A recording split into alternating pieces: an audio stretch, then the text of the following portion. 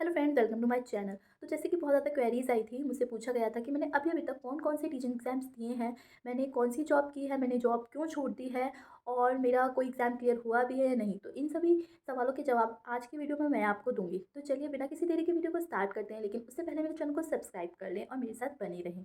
तो देखिए, मेरा जो बीएड है 2017 में मैंने किया था इंद्रप्रस्थ यूनिवर्सिटी दिल्ली से। उसके बाद 2018 में ही सीटेट कंडक्ट कराया गया था, जो कि बहुत सालों बाद हुआ था। तो मैंने दिया था, लेकिन वो मेरा इतना अच्छा नहीं रहा था, क्योंकि जैसे कि मैंने आपको बताया था कि मैंने एक भी सैम्पल पेपर सॉल्व नहीं किया था, तो मेरी हिंदी और इंग्लिश थोड़ी गड़बड़ हो गई थी।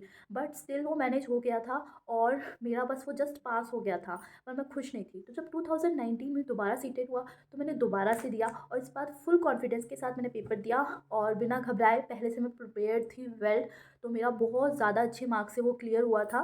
मैंने आपको बता भी रखा है अपने प्रीवियस वीडियोस में। उसके बाद 2019 में ही मैंने आर्मी पब्लिक स्कूल का, जो आर्मी का टेट होता है, कंडक्ट कराया जाता है, मैंने वो दिया था। वो भी मेरा पास हो गया था पहली बार में और मैं बहुत ज़्यादा खुश थी। उसके बाद वैकेंसीज निकली थी, तो जनवरी में मैंने 2 स्कूल्स में अप्लाई किया था हैदराबाद के अंदर। तो एक इंटरव्यू की जो मैंने वीडियो है ऑलरेडी यूट्यूब पे डाल रखी है, मैं लिंक डिस्क्रिप्शन में डाल दूँगी, अगर आपको देखना है तो आप देख सकते हैं।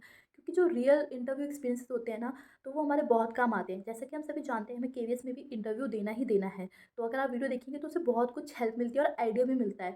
क्योंकि जिस स्कूल का मैंने इंटरव्यू एक्सपीरियंस डाल रखा है, उस स्कूल में मैं सेलेक्टेड थी और उसके बाद मैंने वहाँ पर 6 महीने जॉब की थी। कोरोना वाला टाइम पीरियड चला था 2020 में, फ्रॉम जुलाई टू दिसंबर। उसके बाद मुझे जॉब छोड़नी पड़ गई थी, क्योंकि स्कूल अब ऑनलाइन नहीं पढ़ा रहा था, अब हमें ऑफलाइन पढ़ाना था स्कूल में जाके। और हैप्पीली मैं प्रेग्नेंट हो गई थी, तो मैं नहीं कंटिन्यू कर सकती थी, क्योंकि कुछ मेडिकल रीजंस थे, मैं डेली अप डाउन नहीं कर सकती थी। इस वजह से मुझे जॉब छोड़नी पड़ी। हालांकि वहाँ के जो प्रिंसिपल्स हैं, उन्हें मेरा काम बहुत ज़्यादा पसंद आया। उन्होंने मुझे बोला अगर मैं दोबारा रीजॉइन करना चाहती हूँ तो मैं ज्वाइन कर सकती हूँ।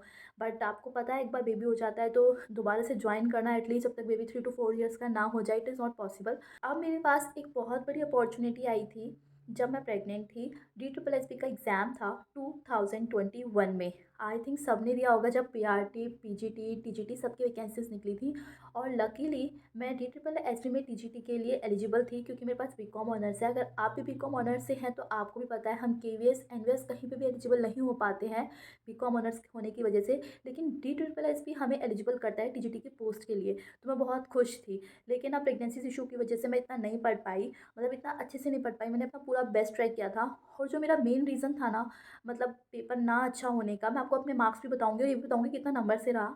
तो जो मेरा मेन रीज़न था पेपर ना क्लियर होने का, वो ये था कि मेरी जो डिलीवरी है वो 17 सितंबर को हुई थी और मेरे जो एग्ज़ाम था वो 10 अक्टूबर को था। मतलब लगभग 20-21 दिन बाद था मेरा एग्ज़ाम। तो जो मम्मा है, उन्होंने मना कर दिया कि पढ़ना नहीं है, क्योंकि इस वक्त आइज़ कमज़ोर हो जाती हैं, बॉडी बहुत वीक होती है। तो उन्होंने मुझे रिवीजन बिल्कुल भी नहीं करनी थी। उन्होंने बोला कोई बात नहीं, जॉब नहीं लगती है, लेकिन नहीं, बिल्कुल भी बुक्स नहीं खोलनी, फ़ोन नहीं छूना है। मेरा फ़ोन लेके रख लिया था, क्योंकि डिलीवरी के बाद ना एक लेडी की जो बॉडी होती है ना, वो बहुत ज़्यादा वीक हो जाती है। तो मुझे पढ़ाई बिल्कुल नहीं करने दी गई, मतलब रिवीजन नहीं करने दी गई। एटलीस्ट मेरा सिलेबस तो पूरा था।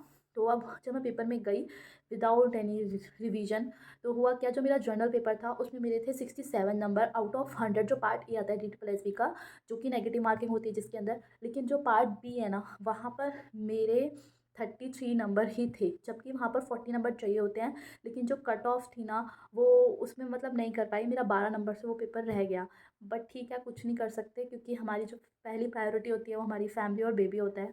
तो कुछ नहीं कर पाई मैं। हाँ, मुझे दुख बहुत ज़्यादा हुआ कि अगर मतलब मुझे थोड़ा सा और टाइम मिल जाता है या मेरी थोड़ी डिलीवरी लेट होती, तो शायद मैं अपना रिवीजन करके एग्ज़ाम अच्छे से दे पाती और शायद आज मैं DSSB मतलब दिल्ली में काम कर रही होती as a TGT SST social science teacher.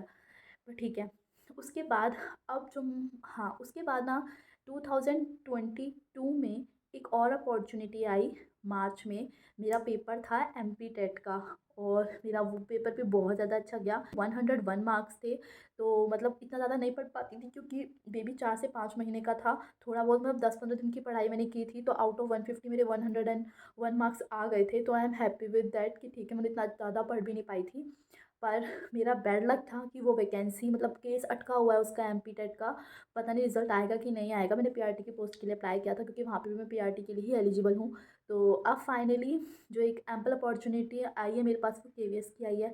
तो इसके लिए मैं बहुत अच्छे से तैयारी कर रही हूँ। लेट्स सी, हालाँकि इतना नहीं पढ़ पाती हूँ मैं अपने बेबी के साथ, लेकिन फिर भी मैं अपना पूरा बेस्ट ट्राई कर रही हूँ। एंड प्लीज़ अपनी विशेज़ मुझे दीजिएगा कि मेरा पेपर क्लियर हो जाए। एंड मैं भी चाहूँगी कि जो लोग मेहनत कर रहे हैं, सच में एक अच्छे टीचर बनना चाहते हैं, उनकी भी जॉब लग जाए। So all the best for your exams. तो मेरे साथ तैयारी करते रहिए। बाय बाय, मिलते हैं हमारी नेक्स्ट वीडियो में।